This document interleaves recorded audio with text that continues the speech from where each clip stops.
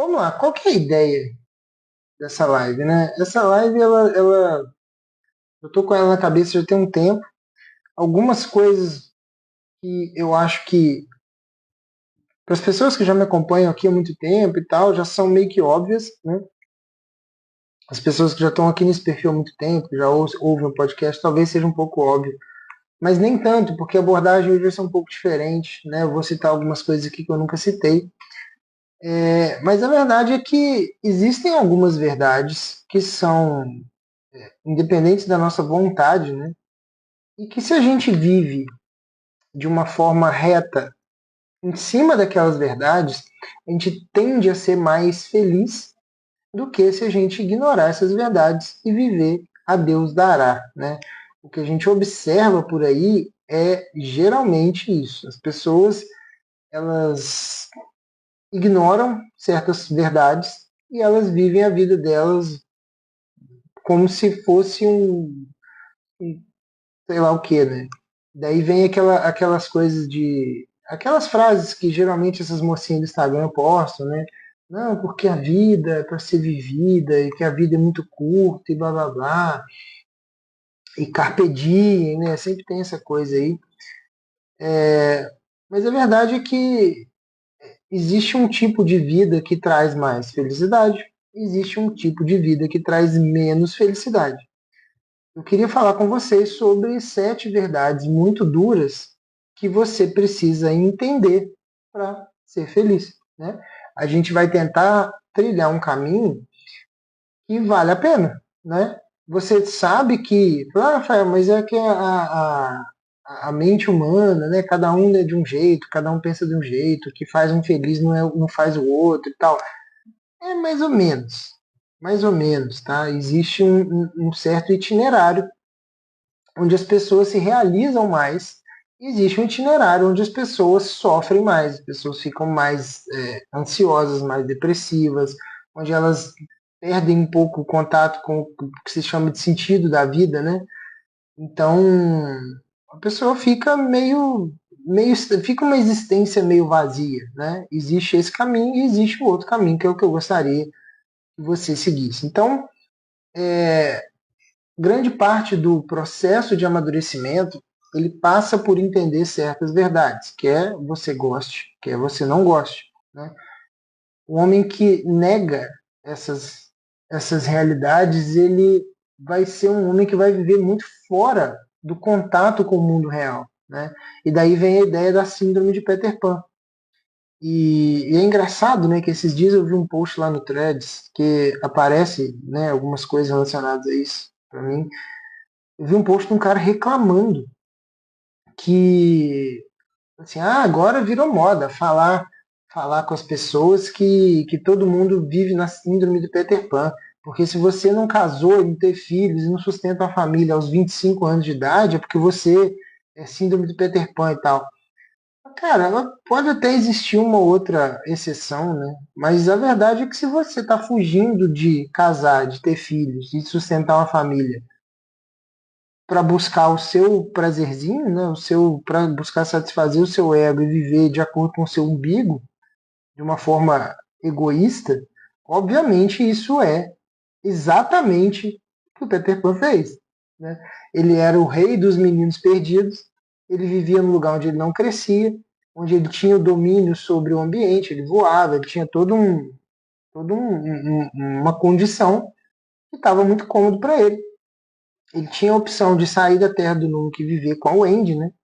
A Wendy, eu não lembro se ela chama ele ou ela convida e tal, mas ele deliberadamente vê, olha para o mundo real, olha para o Wendy, olha para aquilo que se esperava dele, e ele decide, aqui eu vou crescer, vai ser mó trampo, vai ter, né, vou ter que casar, vai ter dificuldade, vai ter é melhor não. Prefiro voltar lá para ser o rei dos meninos perdidos, né?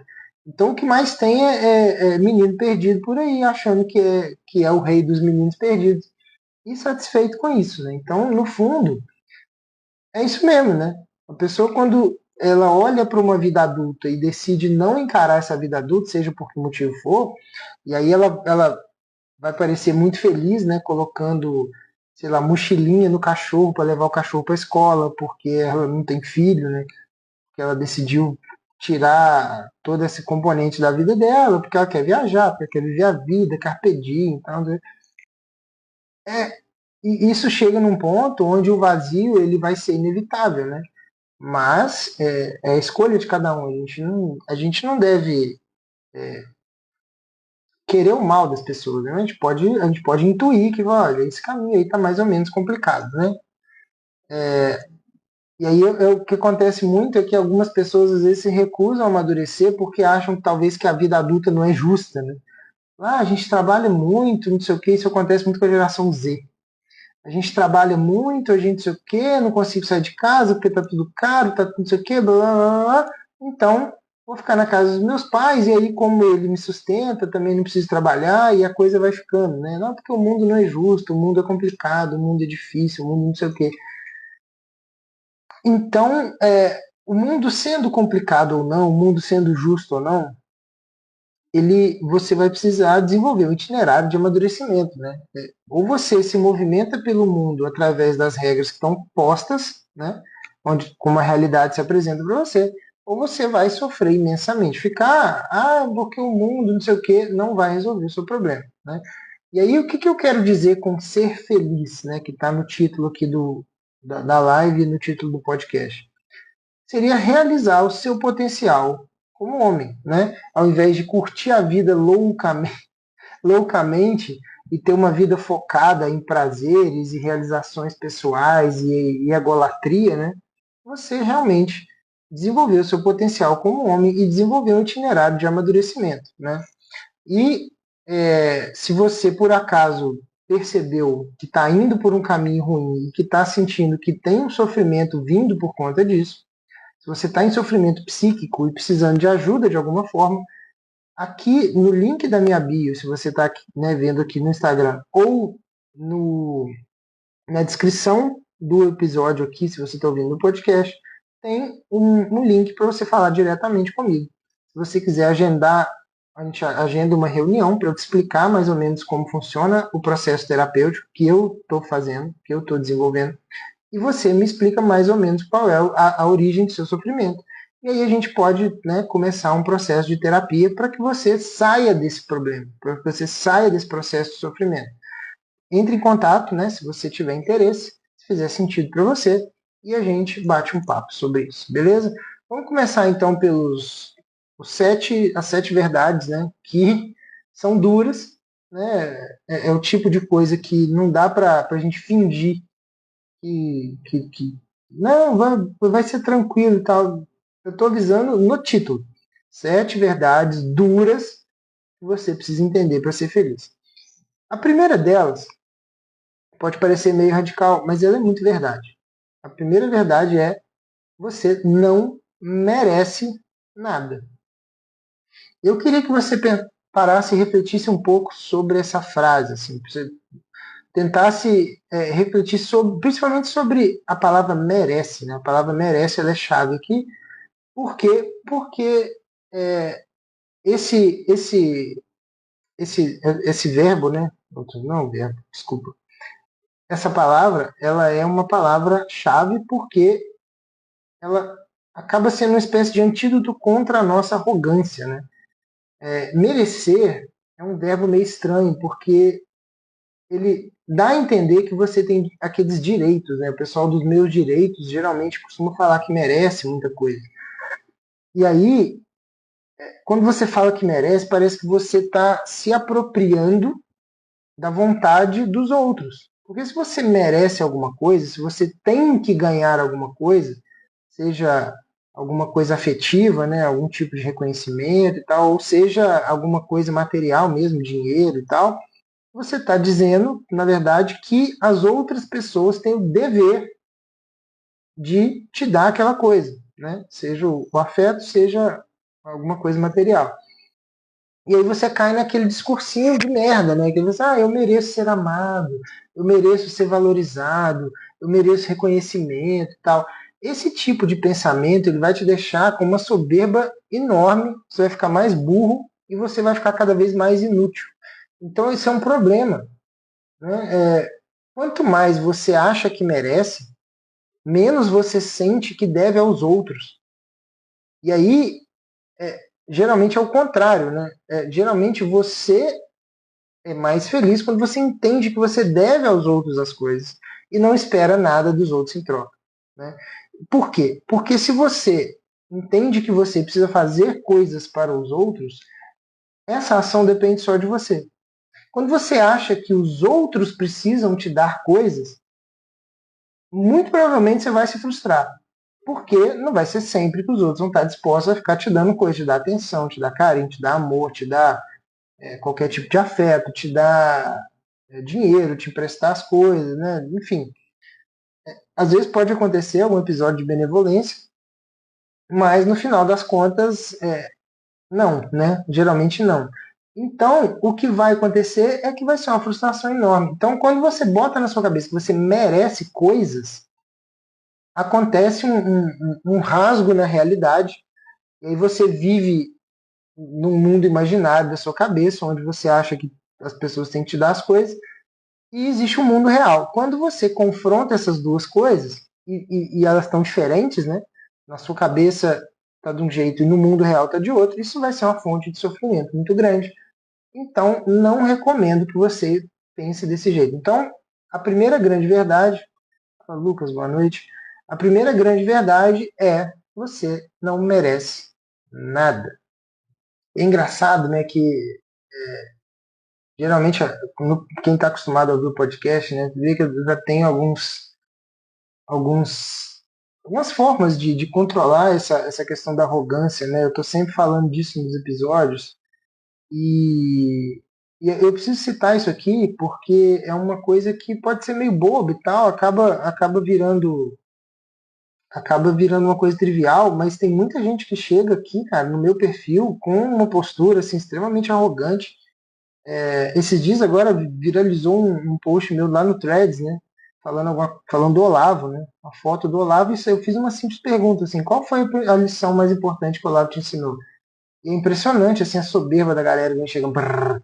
Teve um esses dias, ontem, né? Ontem, hoje, que eu respondi de uma forma meio atravessada, porque ele chegou e falou assim, sei quem que é esse velho, não é que ele quis dizer assim, sei que esse velho, não me fala aí quais são 5 citações aí importantes para eu ver se eu gostei. Eu falei, irmão, eu lá sou seu funcionário para ficar vendo coisa para você, joga no Google essa porra aí e pronto, cara.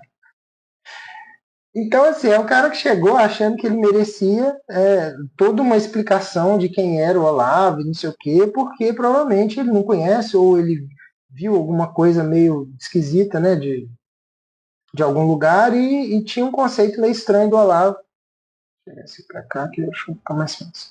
Tinha um conceito meio estranho do Olavo e ele simplesmente achou que eu tinha que explicar para ele o que ele queria. Eu falei, irmão, foda-se, joga no Google, sei lá. Então, assim, para evitar tomar certos coices desse tipo, é bom você ter em mente que você não merece nada. Segunda coisa, o seu valor vai ser sempre medido pela capacidade que você demonstra. Isso é muito importante, cara, porque é muito importante que a gente encontre um jeito de servir as pessoas e de entregar valor para as pessoas. Quando você cai nessa, e acaba sendo uma continuação, né? Acaba sendo uma continuação do segundo. Quando você cai nessa de que as pessoas deviam te valorizar por causa dos seus belos olhos, sei lá, ou porque você nasceu do signo tal, ou porque você sabe de quem que eu sou filho e tal, meio dá um pouco de pena, na verdade, né? A gente está sempre esperando que os outros satisfaçam a gente. E é sempre uma decepção esperando na esquina, né? Porque eventualmente as pessoas não vão te satisfazer. Obrigado.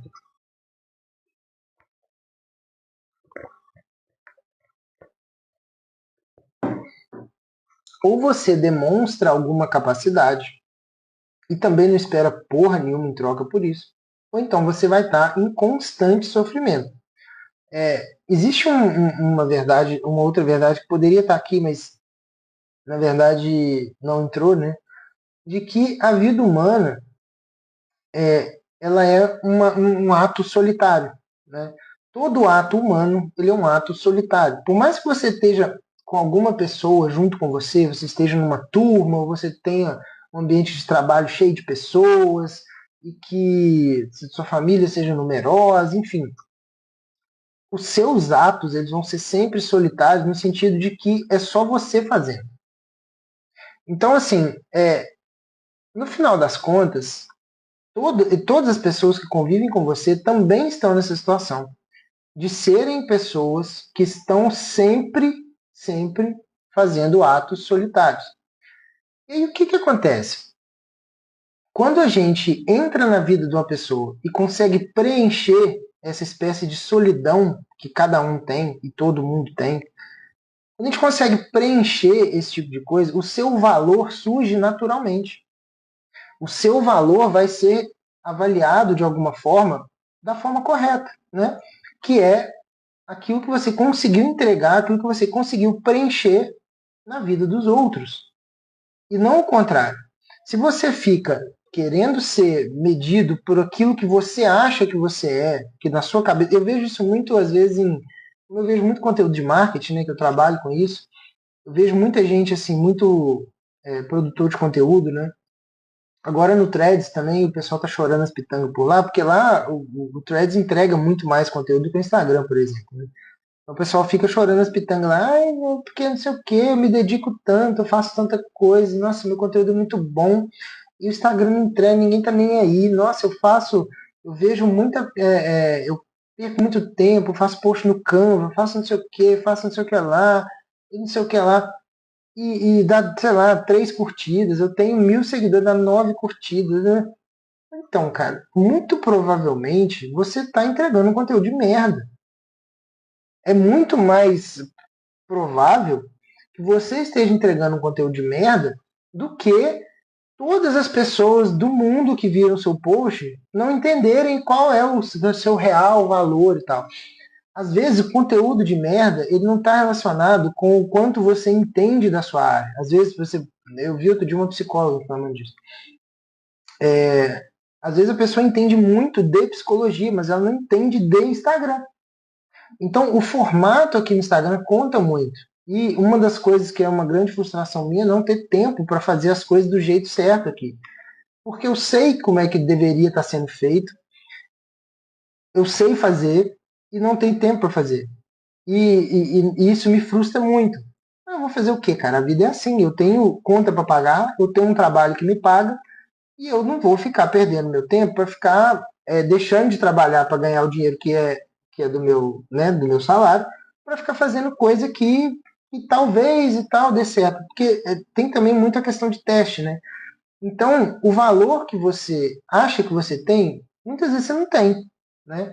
Então, tenta observar qual é exatamente o valor que você está entregando para as pessoas de fato, sabe? Tenta tirar o ego da frente e tal. E aí sim, aí você pode começar a pensar, ah não, porque o meu valor.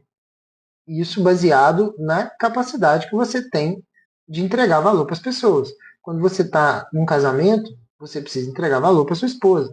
Quando você tá, quando você é pai, existe um valor que você precisa entregar para o seu filho. O pessoal fala muito agora de tempo de qualidade, né? Tempo de qualidade, eu fiz um post aqui outro dia, acho que não foi muito bem por causa do palavrão, né? Eu começava o post falando assim, tempo de qualidade é a cabeça da minha rola, eu acho. E, cara, virou desculpa, né? Pensar, não, tempo de qualidade. Eu cheguei a ver gente comentando que, sei lá, 15 minutos por dia com o filho tá ótimo. É tipo 10 minutos de manhã, 5 minutos à noite, e é isso, sabe? As pessoas estão ficando meio malucas, assim, a, a, a palavra valor tá muito esquisita e a palavra qualidade também tá muito esquisita. Então, o pessoal distorceu tudo e acha que, obviamente isso vai dar errado, né? Obviamente isso vai dar errado, e quando dá errado, a pessoa fala, não, é porque ninguém enxerga o meu valor, é porque realmente não tem valor, né? Vamos tentar entender isso e tentar entender como que a gente faz para de fato entregar isso, né? Essa capacidade de servir as pessoas, ela vai muito da vontade que você tem de se sacrificar de verdade. Se não está tendo sacrifício, muito provavelmente você não está entregando valor nenhum, né? A verdade é essa. E quando você se sacrifica pelas pessoas que você ama, automaticamente seu valor salta aos olhos. Então, pensa nisso, né? Isso serve para a família, isso serve para os amigos, isso serve para o trabalho. Pensa nisso com calma, porque talvez seja um problema. Rafael, você acha que o tempo está virando moeda de troca, tanto de pais com os filhos quanto em relacionamentos? Moeda de troca em que sentido, cara? As pessoas estão passando mais tempo, será? É isso que você quer dizer? Ou elas estão jogando na cara umas das outras o quanto tempo elas passam com o pai, com o filho ou com, com o cônjuge? Em que sentido que você quis dizer? Cara, o tempo é um negócio engraçado, né? O tempo é um negócio que é gratuito, mas ao mesmo tempo é a coisa mais valiosa que a gente tem, né? Jogando na cara, né? Então, é que o tempo ele é muito escasso, né? Aí o que que acontece? Na minha visão, tá? Aí o que que acontece? Para relacionamento, por exemplo. Muitas vezes, tipo, já fiquei com você o suficiente, então não me pede mais nada. Então, isso aí é um sintoma clássico, ao meu ver, é um sintoma clássico de falta de amor, cara. Você imagina se o Cristo tivesse chegado é, na beirada da cruz, olhado para aquilo e falado assim, acho que vocês entenderam, né, galera? Já me chicotearam, já me cuspiram, já me fizeram aqui um monte de coisa, já tem uma porra de uma coroa de espinho na minha cabeça. Acho que já deu, né? Acho que agora dá pra. Alguém me empresta um paninho aí que eu vou limpar aqui o sangue, e aí eu vou tocar minha vida. E aí vocês já entenderam, né? Já passei tempo suficiente aqui, já deu pra vocês perceberem o que é que eu vim fazer aqui, né, porra? Imagina o Cristo falando uma coisa dessa, cara. Que engraçado. Vi uma mãe falando isso com o filho, que já ficou com você tempo suficiente, então não me pede mais nada. Então, isso é claramente falta de amor, né? Isso é claramente falta de amor. Eu acho que as pessoas, eu acho que elas perderam a noção do que é uma criança. Elas perderam a noção do para que serve uma criança e para que serve a nossa relação com a criança. Isso vale para relacionamento também. A gente perdeu um pouco a noção qual é a função de um cônjuge, qual é a função de uma esposa, qual é a função de um marido, qual é a função de um pai. E aí é óbvio, né? Vai faltar amor, porque se, nesse caso dessa mãe, por exemplo, se ela tem na cabeça uma ideia de que ela precisa buscar a felicidade dela em detrimento de outras coisas, ela obviamente vai tratar o filho desse jeito, porque o filho passa a ser um estorvo, né? E não vai conseguir ser feliz. Porque ela vai estar sempre fugindo da responsabilidade dela. Fiquei indignado com isso. Se eu conhecesse, eu falava algo. E também não adianta, né, cara, falar. A gente conhece muito. Assim, esse caso específico eu nunca ouvi, mas tem coisas, assim, absurdas, né, cara, que a gente vê, às vezes, conhecidos e tal. E não adianta, na real, não adianta falar, porque o amor, para brotar no peito dessa mãe, ele precisa de um certo caminho que é interno dela, né? Não adianta a gente dar pitaco nisso aí, porque não vai adiantar nada. Mas é muito comum, cara. Muito comum falta de amor com criança. Por quê? Porque criança é indefesa, né? A criança é indefesa. A criança ela não consegue fazer nada. Se você maltratar uma criança o dia todo, o que vai acontecer? Nada. No máximo ela vai chorar e vai te incomodar. Né? Se maltratar no sentido assim, de gritar, bater, não sei o quê. Não vai acontecer nada. E provavelmente uma pessoa dessa, ela está envolvida com outras pessoas, amigos, conhecidos, também tem mais ou menos essa ideia. Então ela vai, além de tratar mal o próprio filho, ela vai começar a desabafar com os amigos, com as amigas, e todos eles vão meio que alimentar aquele mundinho de ódio ali que eles têm do próprio filho, né?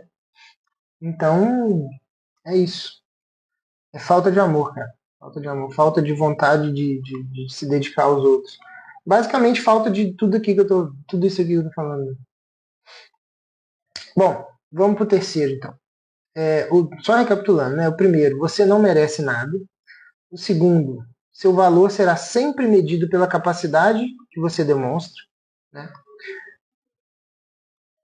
Capacidade que se demonstra de amar os outros. Né? No final das contas é isso. Terceira verdade dura, mas que é importante para a gente ser feliz, buscar a felicidade, é que buscar a validação dos outros é a receita para uma vida de merda. Uma das características de um homem maduro é que ele precisa de pouca afeição dos outros e pouca compreensão dos outros. E ele consegue, ao contrário, ele consegue dar muita compreensão para os outros. O motivo pelo qual você acorda todos os dias é para ser um homem melhor para os outros, não para você. Porque você vai servir os outros e com isso você vai gerar em você um sentimento de utilidade. E aí cresce em você uma questão de autoconfiança, assim, cara, eu sou capaz de amar uma pessoa. Esse tipo de construção dentro do seu peito acaba gerando em você um sentido de valor próprio. Portanto, você não precisa de validação externa para isso. Fez sentido? Então, olha só, se você quer ser um pai melhor, para que seus filhos te valorizem mais, você está errado. Se você quer ser um marido melhor, para que a sua esposa te valorize mais, você está errado. Se você faz o seu trabalho querendo que o seu chefe te valorize mais, você está errado. Tudo isso é obrigação nossa. Você faz o certo pelo certo e isso te gera uma sensação de dever cumprido. E é isso que tem que servir de validação. Você mesmo, a sua capacidade de cumprir o seu dever. E não os outros batendo palma para as coisas que você faz.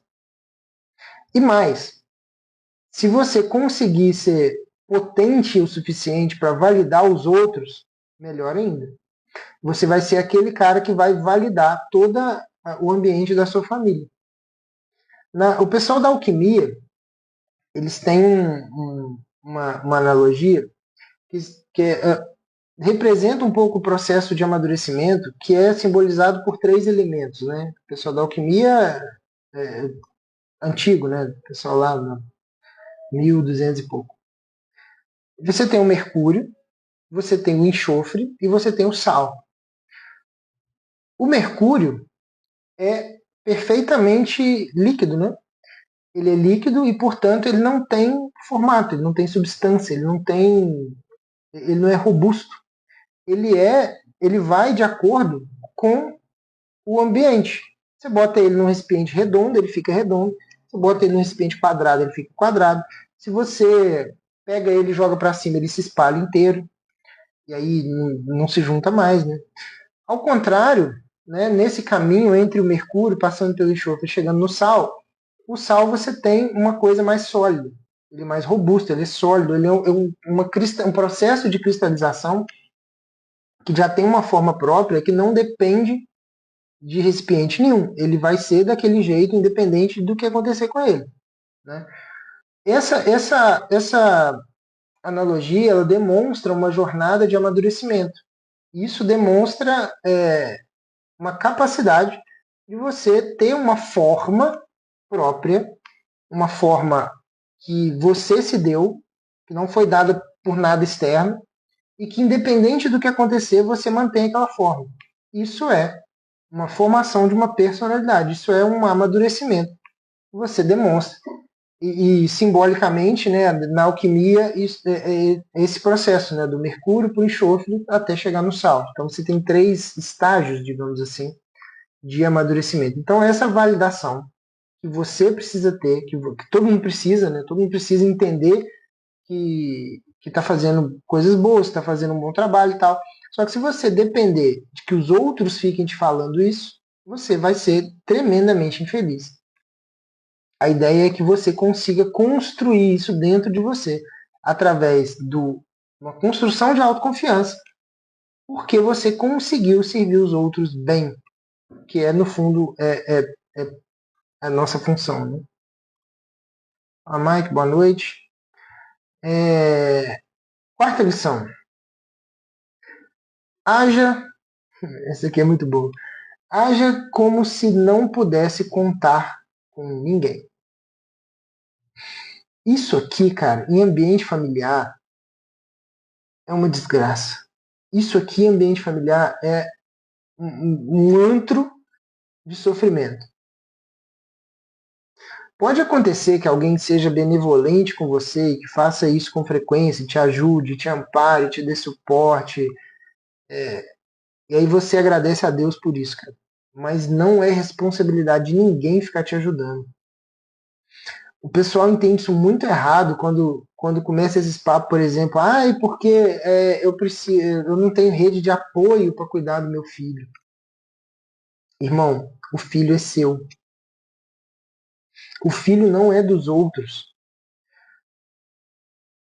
Aqui em casa, a gente tem a graça divina, né, de ter os meus pais próximos, né, e eles são muito presentes com os meninos. Eles pegam os meninos, né, geralmente de 15 em 15 dias, né, leva lá para Rio Branco, para casa deles, e os meninos adoram. Nossa, eles ficam encantados assim quando vai para Rio Branco, eles brincam, eles passeiam, eles vão para tudo quanto é lugar, conhece os lugares todos lá já e tal. E cara, isso que eles fazem é exatamente isso que eu estou explicando. É uma benevolência. É um favor que eles fazem, é um tipo de cuidado que eles têm com os meninos, mas isso não é um direito meu. Entende? Agora, por acaso aconteceu, agora esses dias, meu pai viajou e eles não vão pegar os meninos, os meninos vão ficar com a gente, ué, fim de semana inteiro. A Pela trabalha, amanhã a Pela vai viajar, vou ficar com os meninos também. Hoje a Pela trabalhou, fiquei com os meninos. Semana passada, meu pai teve aqui na parte da tarde, um dia de manhã e de tarde, e eu fiquei com os meninos. Minha esposa trabalha de escala e tudo, e eu fico com os meninos. Eu desafio qualquer pessoa que me acompanha aqui, que me conhece, né, se já me viu reclamando de caralho de rede de apoio. Irmão, a pica é sua. É tanta gente que eu vi isso aqui. Então, cara, é por isso que eu disse que são verdades duras, né? As pessoas não gostam desse tipo de verdade. E aí acontece que a vida fica bem difícil. No fundo, cara, depender dos outros é uma prisão. É uma prisão. Quando você se coloca numa situação dessa, onde você precisa de todo mundo a seu favor, todo mundo te ajudando e tal, você se coloca como incapaz para tudo. É claro que tem coisas que são mais fáceis, tem coisas que são mais difíceis, mas no fundo é função sua. E assim, eu queria trazer aqui, tem uma música que eu conheci há um tempo já. E é uma música é uma ópera, na verdade, que fala exatamente sobre isso, né? Sobre essa prisão que é depender dos outros. É uma história de um cara que é um palhaço, né? E, e ele trabalha de palhaço. E aí ele precisa, né? Independente dele estar triste ou não, ele precisa fantasiar de palhaço e rir para as pessoas. As pessoas né, querem se entreter, a função dele é entreter os outros. E, bom, eu vou ler aqui, aí vocês me falam. É um negócio meio forte, assim. Isso tem muito a ver com essa questão das pessoas ficarem contando muito com os outros, né? É uma música italiana que chama Vesti la Giuba, ou seja, vista a fantasia, né? Eu vou ler em português, obviamente, né? Eu nem sei falar italiano para ficar pegando aqui, mas a ideia é mais ou menos essa. Vista a fantasia e pinte a cara. As pessoas pagam e elas querem rir.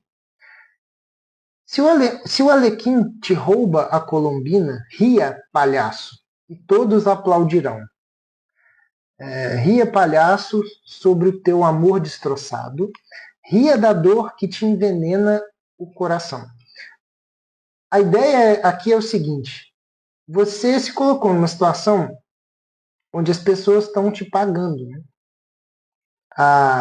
O fato de você precisar de todo mundo é uma questão de dever favor. Né? Às vezes não financeiramente, mas Você deve a favor. E o que acontece muito com as pessoas que abrem esse precedente de esperar muita ajuda dos outros? Acontece que as pessoas que dão ajuda para essa pessoa fazem da vida dela um inferno. Por quê? Obviamente, se as pessoas te ajudam, elas acham que elas estão no direito de ficar se intrometendo na sua vida. Faz sentido, não? Isso acontece com quase a totalidade das famílias. As pessoas pedem, por exemplo, as pessoas pedem ajuda para os pais, né, para ajudar a olhar os filhos, por exemplo, né, do avô para olhar o neto. E aí o avô e o neto, e o avô e a avó começam a frequentar muito a casa, começam a fazer parte da vida, fazer parte da família, precisa do avô e da avó para buscar na escola, para levar na escola, para fazer não sei o quê, para levar na natação, para levar não sei o que. Obviamente, esse avô e essa avó vão começar a se meter na vida desses pais. Eles fazem parte daquilo ali. Eles vão começar a dar opinião, vão começar a falar o que eles acham, o que eles não acham, qual que é o caminho que eles querem seguir, o que está certo, o que está errado. Então, é mais ou menos essa a ideia dessa música. Né? Se der alguma merda, se acontecer alguma coisa, se a Colombina, né, se o Arlequim te rouba a Colombina, ria, palhaço. Porque as pessoas pagam e elas querem rir. Elas querem diversão. As pessoas estão pagando para você vestir de palhaço e entretê-las. É basicamente isso. A música é muito bonita e ela é maior até, né? Eu peguei um trecho aqui, mas é só para exemplificar essa questão de quando você age como se. Vou até ler a frase. Haja como se não pudesse contar com ninguém. Quando você age como se não pudesse contar com ninguém, acontece uma coisa maravilhosa. Você ganha autonomia. Você ganha o direito de exercer suas próprias opiniões, de fazer as coisas do seu jeito. Recomendo, viu? Recomendo bastante. Ponto 5, quinta lição, né?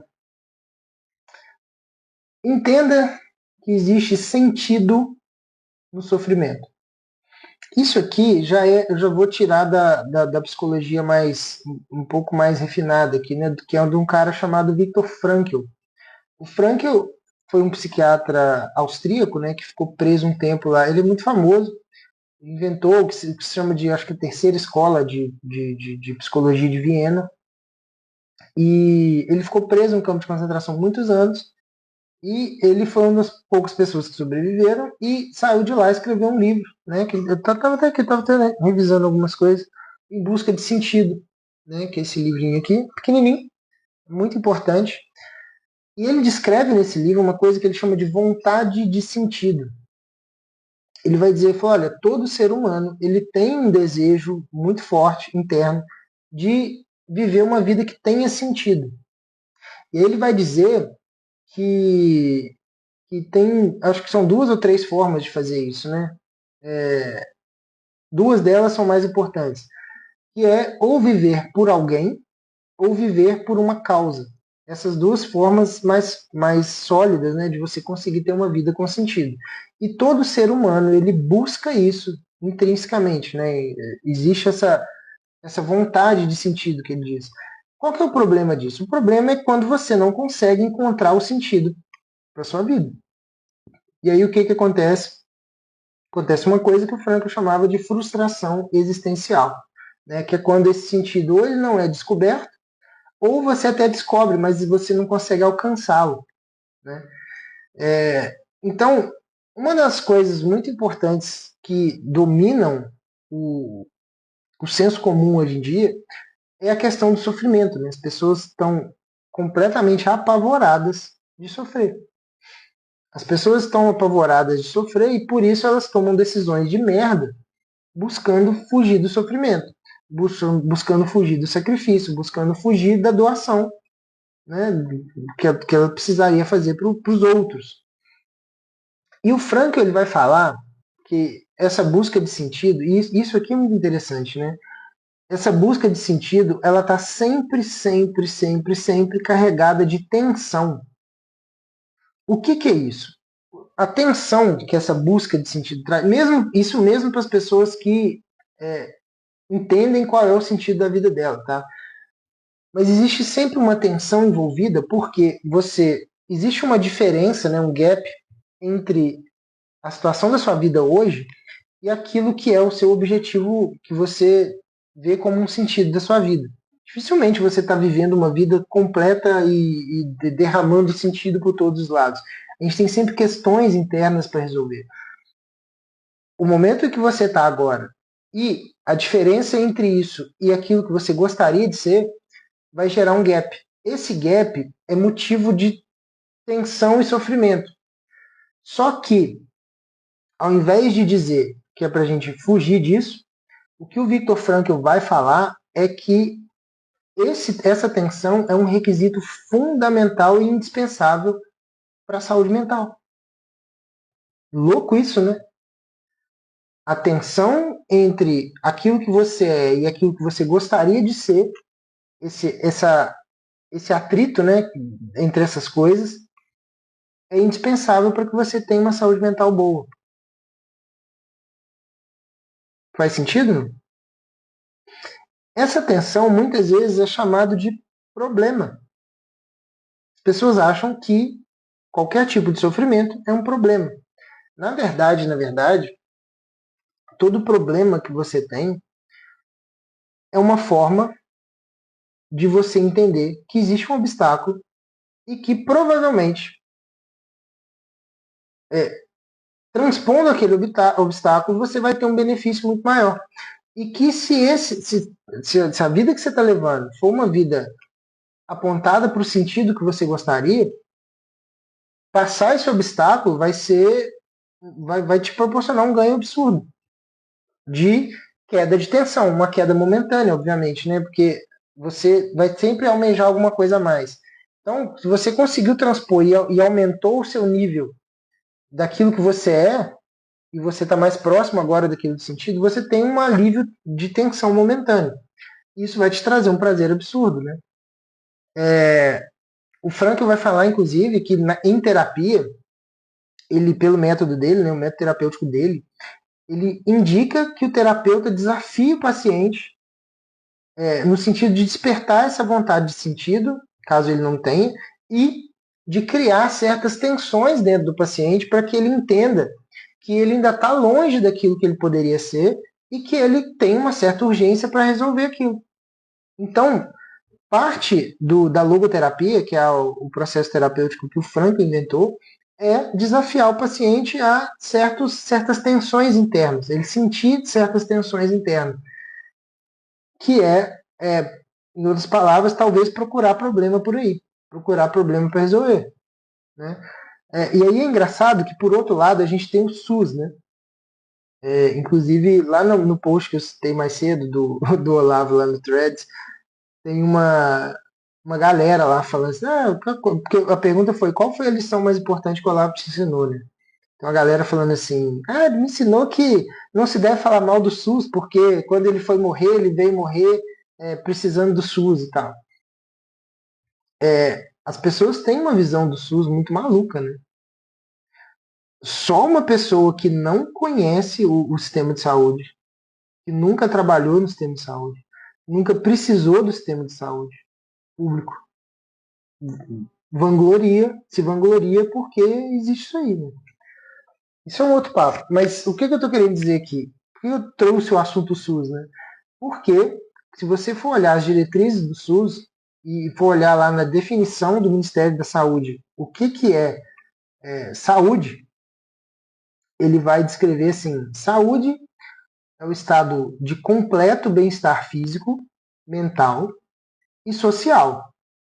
E aí ele complementa assim, e não apenas a ausência de doença. Mas assim, se você não tem doença nenhuma, não necessariamente você tem saúde. Saúde é só se você tiver bem-estar físico, mental e social completo. Um estado de completo bem-estar físico, mental e social. Pergunta, existe isso em algum lugar? Sobre alguma hipótese? Você conhece alguém que está em um completo estado de bem-estar físico, mental e social o tempo todo? Porque por alguns momentos pode até ser, né? Por alguns momentos aconteceu um pico de coisas boas na vida da pessoa que ela chegou num bem-estar físico, mental e social ali durante alguns dias. E isso acaba, né? Dependendo, dependendo da pessoa, acaba muito rápido, inclusive. Mas uma outra coisa, né? Um último adendo aqui, que eu preciso falar sobre a questão do Viktor Frankl, né? Da questão da tensão e da vontade de sentido, é que esse estado de tensão, ou seja, esses problemas que você vai procurar na sua vida, para que eles surtam um efeito terapêutico, inclusive de você se sentir bem de transpor esses problemas, eles precisam ser escolhidos livremente pelo paciente. Né? Você só consegue fazer isso, ter esses benefícios dessa atenção, se você aceitar os problemas de bom grado e enxergar sentido naquilo. Né? O Jordan Peterson também fala muito sobre isso, e me parece faz muito sentido. Né? O Jocko Willink, que é um cara muito famoso dessa questão, vamos dizer, motivacional, não é bem motivacional, ele tem um programa de treinamento corporativo, né, na verdade. Ele tem um livro sobre responsabilidade, né, que chama Responsabilidade Extrema. Tem um vídeo famoso dele, ele tem um podcast também muito famoso. E um vídeo dele que ficou muito famoso é o vídeo que ele fala ótimo. Esse vídeo ele é famoso. Você coloca assim, Jocko Willink good, né? Good. A voz dele é assim, good. Esse vídeo ele tem legenda em português, tá? Então você pode assistir normalmente que não tem problema. Ele conta a história de que um funcionário vem falar com ele sempre sobre alguns problemas que tinha na empresa dele. E ele olhava o funcionário e falou assim, ótimo.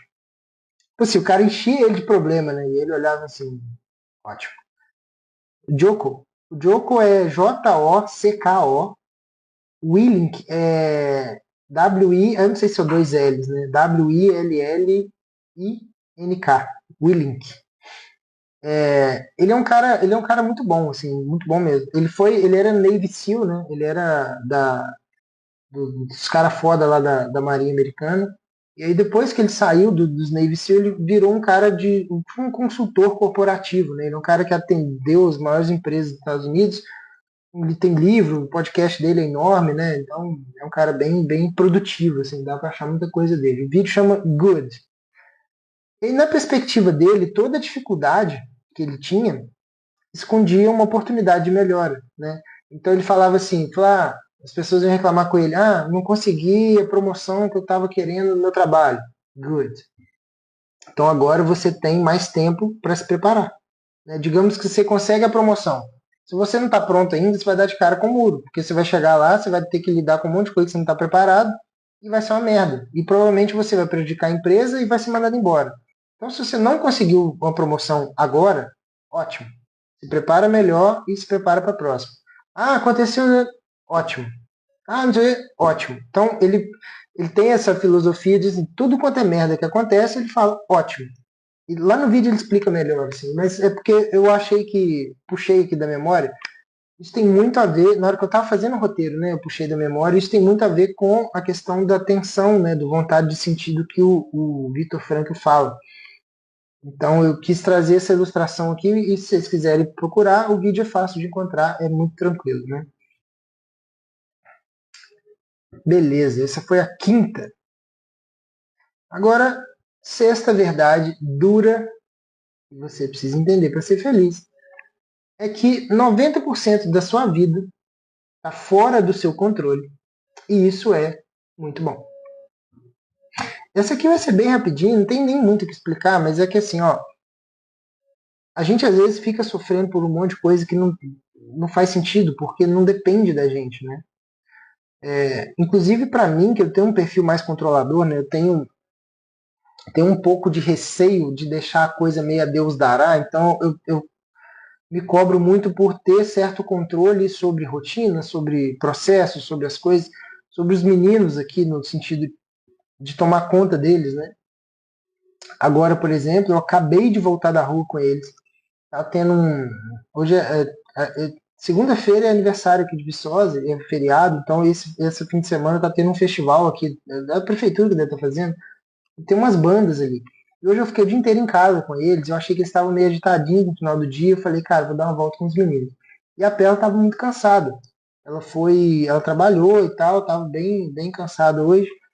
E ela não foi. Falei, cara, eu preciso dar uma volta com os meninos, porque eles vão ficar malucos dentro de casa. Daqui a pouco eles estão mordendo a parede aqui né, agitado, estressado, ansioso e tal, e não vai dormir, vai ser uma merda e tal. Então, o que eu fiz foi dar uma volta com os dois.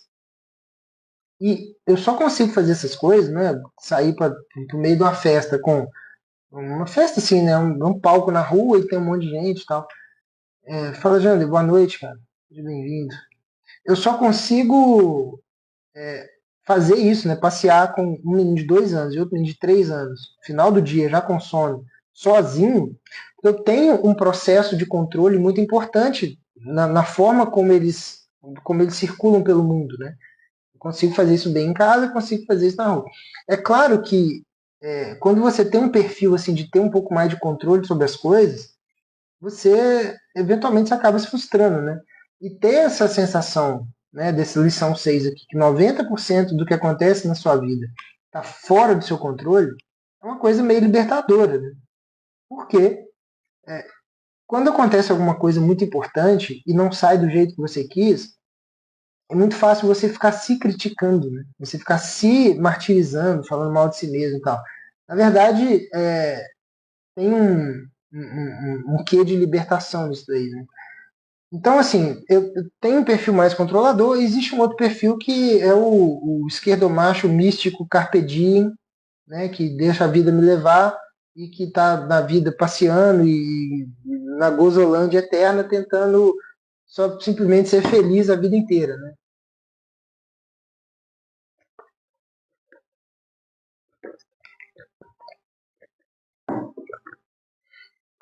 Então, o que eu vejo como ideal é que você tente se situar mais ou menos no meio, né? Nem controlador demais e nem porra louca de não ligar pra porra nenhuma niilista, né? Porque se você tiver em qualquer um dos dois extremos, vai dar merda. Existe um componente caótico na vida, na existência humana, existe um componente de imprevistos e um monte de coisa que acontece na sua vida que você não vai conseguir controlar. Né? Inclusive, uma das formas que o Jordan Peterson fala, né, que ele conduzia pacientes assim, é um processo terapêutico que ele usava. Inclusive, a teoria dele é toda baseada nessa dualidade entre ordem e caos, né? E que quando você vai demais para o caos dá problema, quando você vai demais para a ordem dá problema. E ele tinha sempre essa balança, né, para tentar equilibrar o paciente ali dentro. Uma das formas de conviver com o caos, na visão dele, eu acho que isso faz muito sentido, é que você viva numa certa ordem, num certo ambiente de ordem, mas que você nunca deixe de colocar o pezinho para fora dessa ordem e tocar o caos de vez em quando. É uma forma de você tentar incorporar o caos na sua vida de vez em quando, tentar coisas novas, tentar coisas que você não consegue, tentar coisas que você não tem tanta habilidade para fazer, fazer coisas que você não está 100% pronto, fazer coisas que não são naturais para você, coisas que se expor a situações que você não fica tão confortável. Mas por quê? Você, no fundo, obviamente você não vai pular para o caos completamente. Mas, se você coloca o pezinho no caos de vez em quando, o que vai acontecendo é que você vai ficando naturalmente familiarizado com esse caos, com esse pouquinho de caos que entra de vez em quando. O que acontece na prática, isso o Jordan Peterson fala, é que você expande a sua capacidade de ordenar as coisas à sua volta. Então imagina que tem uma bolha de ordem que você criou, que o pessoal chama isso de zona de conforto, né? Pode ser também, que isso virou uma linguagem que as pessoas não gostam muito, né? Ah, é papo de cor, já foda-se. No fundo é isso, né? Mas existe uma zona de ordem onde você é o senhor daquilo ali. E você vai aos poucos colocando o pezinho para fora, fora dessa zona que seria uma ordem caótica. Quando você faz isso, a tendência é que você aumente a sua capacidade de ordenar. Então, o que acontece é que a sua capacidade aumenta, né? E assim, parte do processo de maturidade, ele vem exatamente de aceitar esse componente caótico da vida. Quando você consegue expandir a sua capacidade até um ponto onde você vai adquirindo habilidades cada vez melhores, no final das contas, o que acontece é que você se tornou um homem melhor, né? Com mais capacidade, com mais formas de servir os outros, mais maduro, sabe lidar com outras situações que você até pouco tempo atrás não sabia, e, que é o melhor de tudo, você perde o medo do caos. Né? Então você entende que as coisas que vão acontecer na sua vida muito provavelmente não estão sob o seu controle. E isso é muito importante, principalmente se você tem um perfil mais controlador, né? Então vamos para o último, a última das 7 lições, das 7 verdades duras que você vai precisar entender para ser feliz.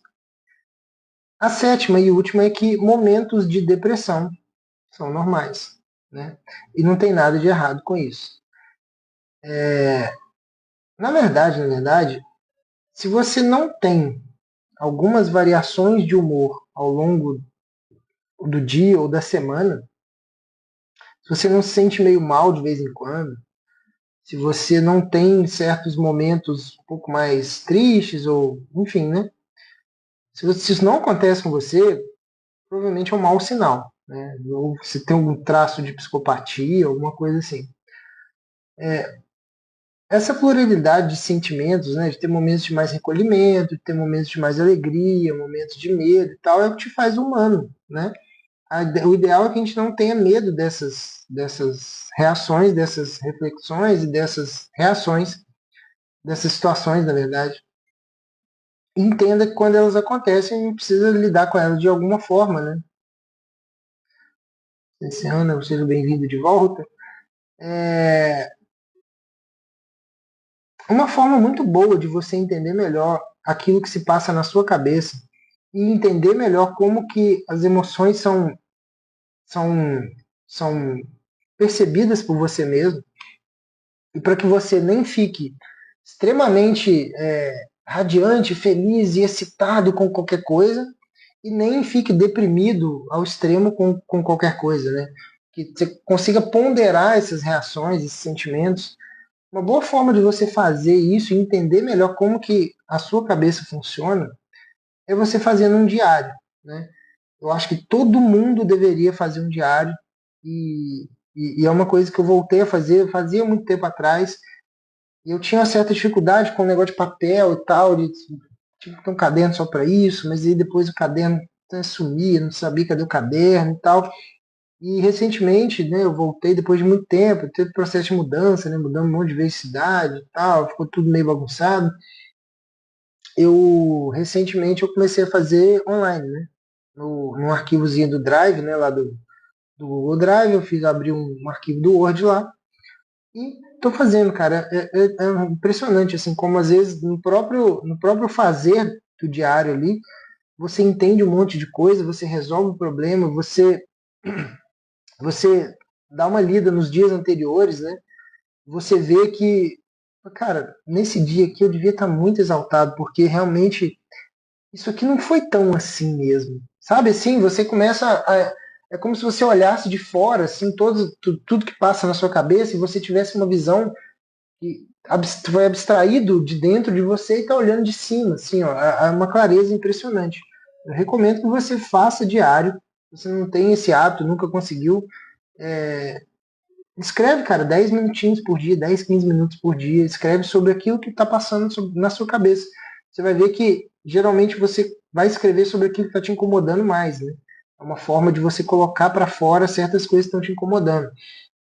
Inclusive a ansiedade, né? A ansiedade é uma coisa que você consegue resolver muito quando você põe para fora. Os antigos achavam que a ansiedade era excesso de ar na cabeça, né? Você tinha um excesso de tanto que o temperamento, né, que é ligado ao ar, o temperamento sanguíneo, é um temperamento conhecido por uma espécie de uma agitação natural e um tipo de ansiedade meio que natural, né? É uma pessoa que tem mais ar do que o normal, né? Então o ar, quando você está com o ar na cabeça, o ar em excesso, e aquilo está te incomodando, e os pensamentos estão rápidos, e aquilo, quando você coloca para fora, né? Quando você fala, ou você escreve, ou você expressa aquilo de alguma forma, é como se você estivesse tirando o ar da sua cabeça, do seu corpo, né? E aí você equilibra de novo aquela quantidade de ar. Então isso acalma um pouco a questão da ansiedade. Simbolicamente era assim que os antigos pensavam, né? Então é muito importante. E outra opção, é claro, né, se você faz sentido para você, se você tem disponibilidade, se você tem condição, é fazer terapia, né? Eu tenho falado aqui que eu tenho uma abordagem muito específica, porque essa matriz simbólica, por exemplo, você não vai ver né, isso não é ensinado na psicologia tradicional, né? Essa matriz simbólica, muitas vezes, só o sofrimento simbólico, quando você identifica e resolve, muitas vezes só isso aí já resolve muita coisa para o paciente, né? Eu queria te convidar, se fizer sentido para você, você clica no link da minha bio ou no link que está na descrição aqui do podcast, se você estiver ouvindo depois, para entrar em contato e a gente agendar uma reunião para a gente conversar aí uns 15, 20 minutos sobre, né, o que você tem em mente. Eu te falo como é o processo, como é que mais ou menos funciona. E se fizer sentido para você, a gente marca sessões semanais ou quinzenais e aí a gente vai ajustando o sofrimento que você está sentindo com a terapia, né?